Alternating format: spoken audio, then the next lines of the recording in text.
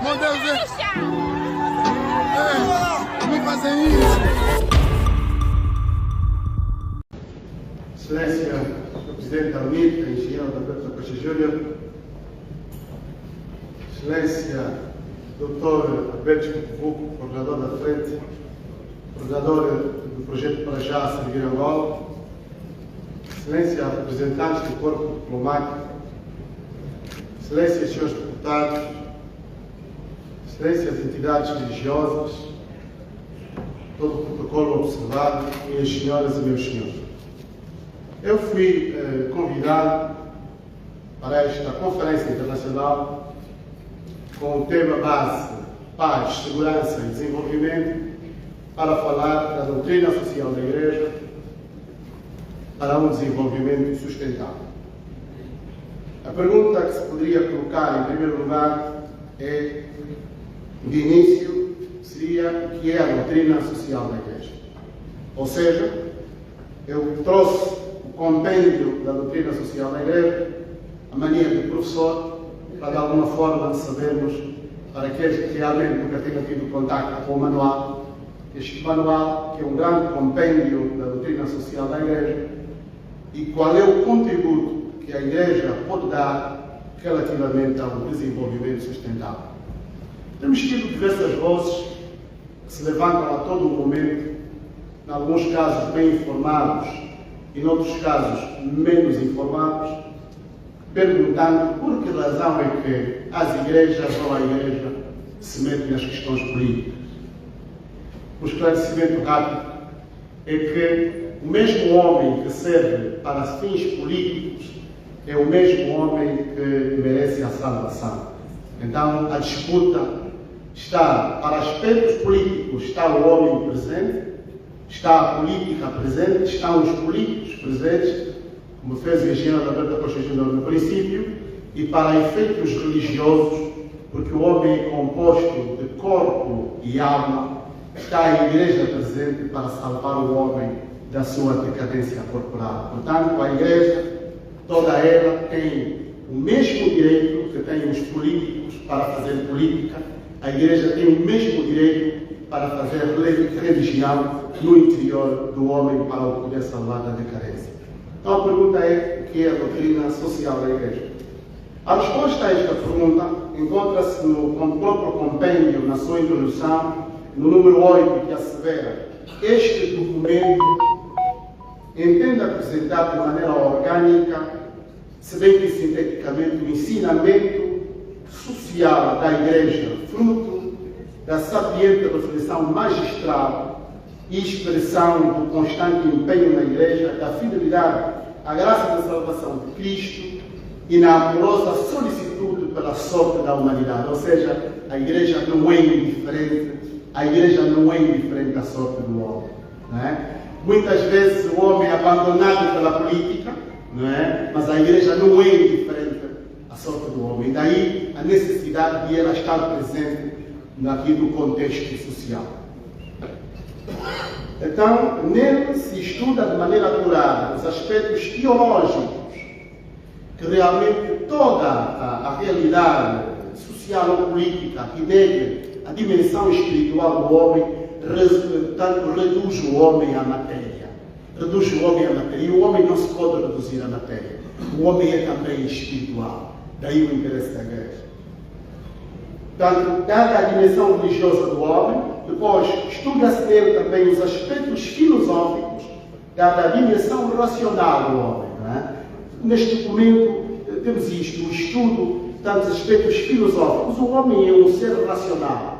Daí que a racionalidade também é aqui apresentada e estudada de modo profundo, no sentido de a Igreja dar ferramentas para que o homem efetivamente não possa caminhar no obscurantismo. Dada a dimensão racional. Depois estuda-se também aqui neste documento a moral, depois a cultura, depois dada a dimensão comunitária do mesmo. O homem encontra-se a viver na comunidade. Bem, para não me alongar neste princípio, diria, a pergunta a seguir seria a seguinte: como é que a Igreja pode ajudar para o desenvolvimento sustentável? Bem, o desenvolvimento sustentável, como os senhores sabem, engloba hoje 3 pilares. O primeiro pilar é o pilar, portanto, financeiro. O segundo pilar é o pilar, portanto, ambiental. E o terceiro pilar é o pilar social. Ou seja, quando falamos do desenvolvimento sustentável, os senhores sabem também disto, esta abordagem feita na ONU, já agora no século XX, nós estamos a falar de este desenvolvimento que olha para as finanças, a questão dos dinheiros. Daí que, por exemplo, nos grandes palcos internacionais, hoje a África pede que os países europeus mais desenvolvidos deem-nos dinheiro para que nós possamos também desenvolver aqui a nossa indústria para acabarmos com a pobreza. Mas penso que não seria preciso, porque nós temos capacidade para isso, se estivéssemos organizados. Não vou falar política. No quesito ambiental, nós temos a possibilidade, também aqui no capital ambiental, temos a possibilidade e a obrigação de cuidar da natureza, porque nós fazemos parte da natureza, este é o capital ambiental. No capital social, nós temos a sociedade. Uma sociedade como as nossas sociedades africanas, para não especificar, não consegue desenvolver-se porque não tem possibilidades para tal. Primeiro, deu-se cabo dos valores. Depois, deu-se cabo da arte. Depois, deu-se cabo da educação. Depois, deu-se cabo de todos os outros elementos que contribuem para o desenvolvimento das gerações presentes e das gerações futuras. Então, a Igreja propõe, porque o tempo é pouco, para não ser parado pelo Padre William, a Igreja propõe princípios. Os princípios da doutrina social da Igreja, dois dos quais já foram aqui, portanto, de alguma forma, debatidos desculpa chamar assim, pelo meu colega, portanto, o engenheiro Alberto Costa Júnior, colega de Panhé, ele é presidente do partido. Mas aqui é meu colega, estamos na condição de colega, muito obrigado. Então, o primeiro princípio é o princípio da dignidade da pessoa humana. A Igreja entende que não é possível desenvolvimento sem que se olhe para a dignidade da pessoa humana. E nós que andamos um bocadinho pelo país temos percebido que realmente a nossa dignidade humana está muito mal. Não sei como está em Moçambique, mas está muito mal. A gente tem um barômetro para fazer isso. Qual é o barômetro? O barômetro para fazer isso, e peço desculpas a maneira como vou começar, é os cães que morrem na rua, atropelados na rua, apodrecem na rua e ninguém tira os cães. Este é o primeiro parâmetro. Peço desculpas essa abordagem. O cão, quando é atropelado na rua e apodrece na rua, significa que alguma coisa não vai bem. A outra coisa, o outro parâmetro, que é mais humano, que é a quantidade de crianças e idosos que perdem na rua. Então aí está o parâmetro humano. Ou seja, quando nós olhamos para um estudo feito sobre esta realidade, pensando naquilo que é a dignidade da pessoa humana, o primeiro exemplo que dei não é muito satisfatório, mas o segundo é apropriado. Quando nós encontramos nas nossas realidades africanas a quantidade de crianças e a quantidade de idosos que perdem na rua porque estão com fome, então percebemos que alguma coisa não vai bem relativamente à dignidade da pessoa humana. E a Igreja propõe esse estudo aprofundado por uma razão muito simples. Porque quando se pensa no desenvolvimento sustentável, o primeiro parâmetro é o ser humano. A pessoa humana é o centro do desenvolvimento. Diz a Igreja na sua doutrina social. Não se pode falar de desenvolvimento fora da pessoa, porque é ela que suporta todo o resto. Então, vejamos, senhores, se nós não devemos fazer um trabalho melhor em conjunto para valorizarmos mais aquilo que é a dignidade da pessoa humana. O segundo princípio proposto pela Igreja é o bem comum, já que debatido pelo meu colega engenheiro Alberto Costa Júnior do princípio, que é o bem comum, o bem comum, que é aquilo que é de todos. O entendimento da Igreja tem sido o seguinte, que parte do Gênesis, e aqui neste princípio todos nós lemos a Sagrada Escritura, que é Deus, quando cria o mundo, faz o seguinte: o homem é a última criatura a ser criada, como é evidente, os senhores, aliás, muitos também são religiosos, percebem isto, e Deus diz assim: criei o mundo, ide, transformai a terra e beneficiai dos bens da terra. Deus não escolheu um grupo, porque pequenino. O entendimento da igreja é este. Se Deus tivesse escolhido um grupo pequenino e dissesse àquele grupo: vós usufruí dos bens da terra e aquilo que restar entregai aos outros, haveria a possibilidade de nós pensarmos que alguns são privilegiados. É que não há privilegiados. Este é o entendimento que a igreja tem. Não pode haver privilegiados. De modo que a igreja, embora fale, por exemplo, da propriedade privada, a propriedade privada não é absoluta, como nós temos visto em algumas realidades. A gente, quando vai um pouco aí pelo Paz Sul, há umas zonas em que a gente passa e a montanha também foi vedada. Mas a montanha é propriedade privada? Não pode. A montanha não pode ser propriedade privada. Não pode ser propriedade privada a montanha. Que montanha?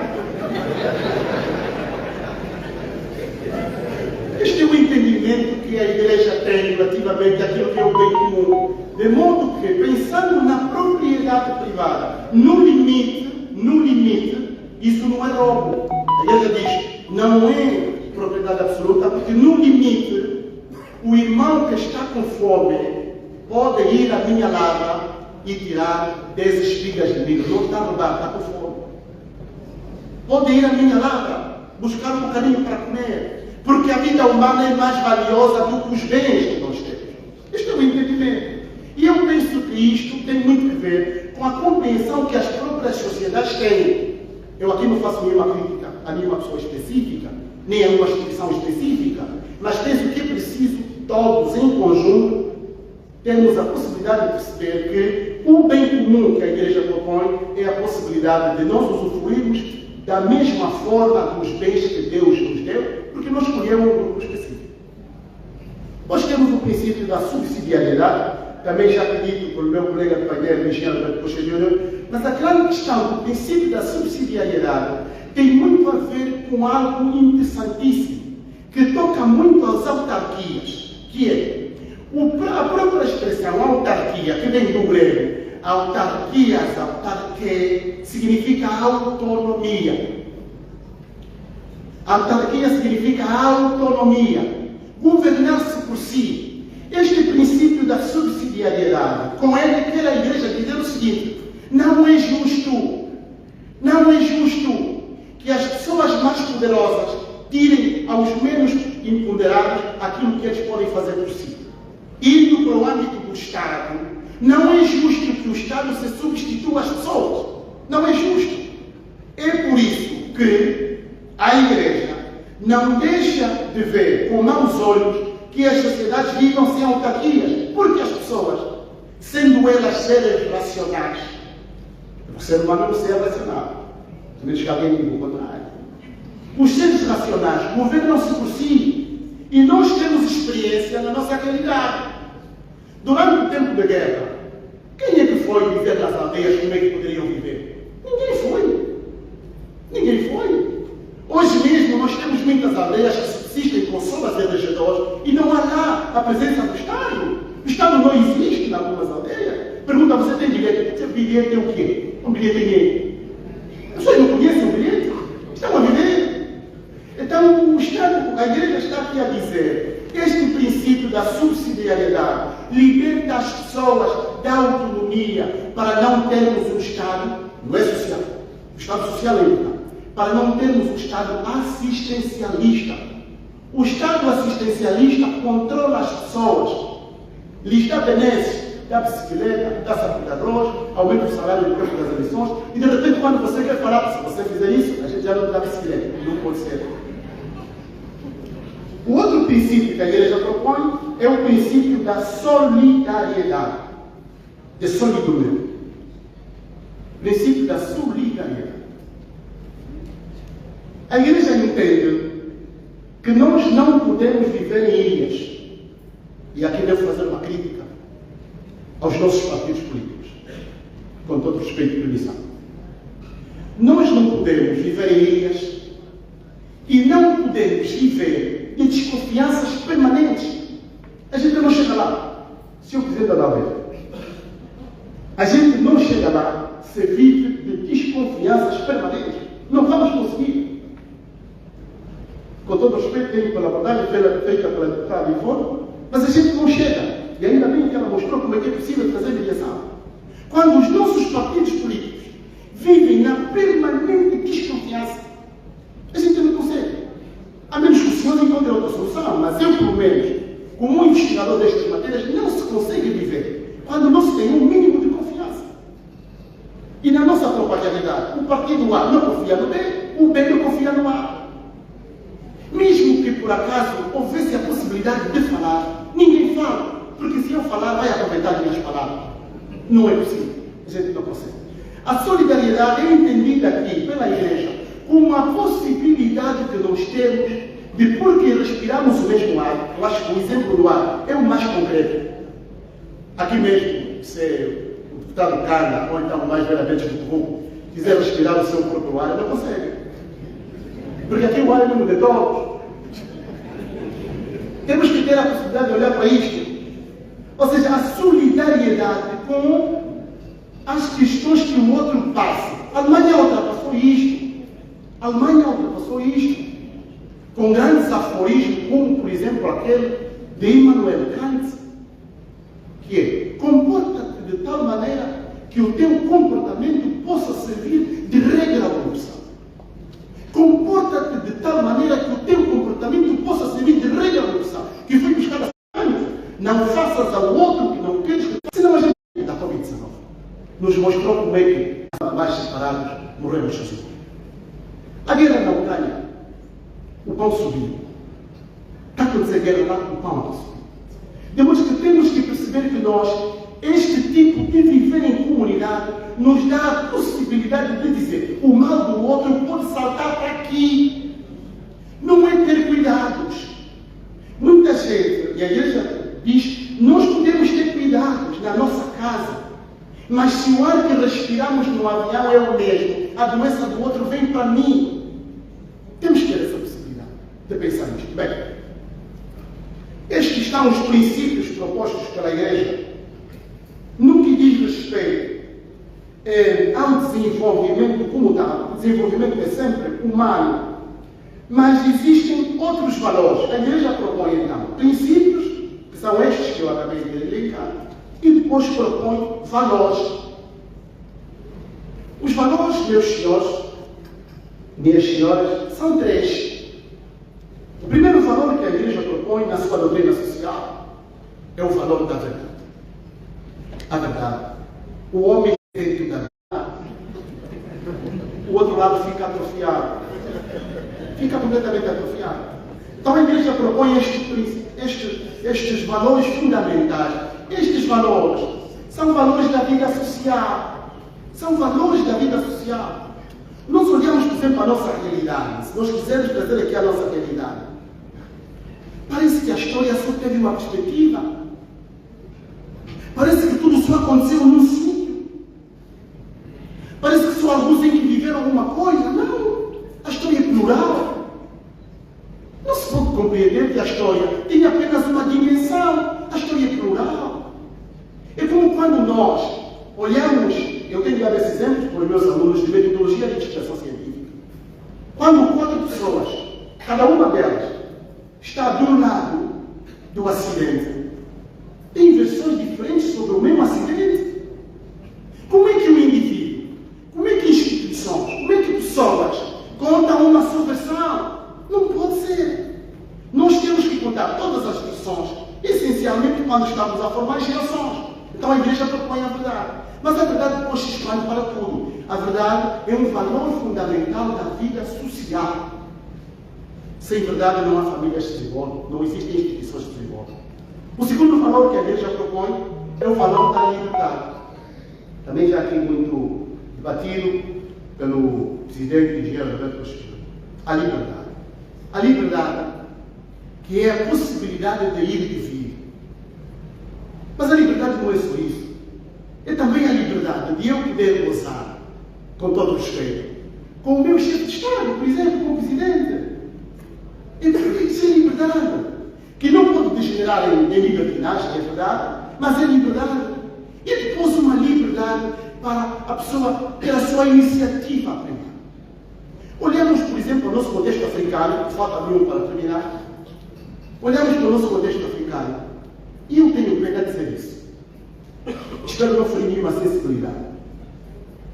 Que é, a gente olha para os jovens, temos tantos jovens bons. Quando vemos a Covid-19, o jovem que veio cá montar o laboratório daquelas engenharias, está na China, vive na China. O jovem está lá, é angolano, é do Quasa-Sul, vive na China. Temos outra senhora que descobriu qualquer coisa de biologia e vive nos Estados Unidos. Temos outro que agora tirou 19, vive. Qual é o problema? Porque que aqui nós não conseguimos reconhecer os nossos e patenteá-los aqui para poderem dar do seu aqui? Não há liberdade. As pessoas não têm a liberdade de poder dizer e de poder fazer. Uma sociedade sem liberdade não se desenvolve. Porque as pessoas não falam, depois conformam-se e fazem o seguinte: quando a gente conversa com eles, dizem: olha, eu estou a defender. Essa expressão é única, eu só ouvi aqui em Angola. Eu estou a defender o meu pão. Estou a defender o meu pão. Como se eu também não precisasse de comer. Como se aqueles que lutam pela liberdade não precisassem de comer. Usava outra expressão: eu tenho família. O único que nasceu do Espírito Santo é Jesus Cristo. Todos nós temos família. Tanto pensa que a questão da liberdade é fundamental. Mas eu não ia daqui a pouco terminar, ainda tenho alguns minutos, não. Um minuto. Deve dois. Falta. Obrigado. Falta aqui o último valor da vida social, que é a justiça. A justiça, na perspectiva da doutrina social da Igreja, que não é uma perspectiva jurídica, tem também a ver com o suum quique tribuere, e justiça é esse suum quique tribuere, que a justiça é atribuída. Acorda cedo, põe o pé na estrada, deixa o filho em casa com uma vontade de voltar para casa. Quando chega a praça,